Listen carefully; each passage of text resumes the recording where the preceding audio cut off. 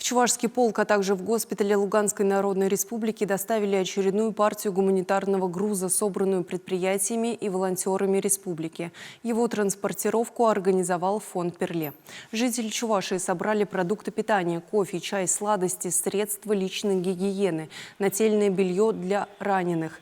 Солдаты получили специальные наборы для использования в больничных условиях. Свой весомый вклад в эту отправку внесли жители Новочебоксарска. Духовное управление мусульман Чувашской республики и Чебоксарский мусульманский приход. Бойцам передали лекарства, продукты питания, а также теплые вещи в посылках и письма поддержки от школьников.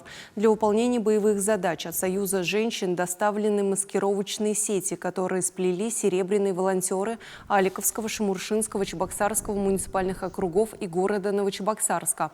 А предприятия республики предоставили 20 тонн топливных брикетов и бочки для воды. Подарки раздали не только в госпитале, но и бойцам на передовой.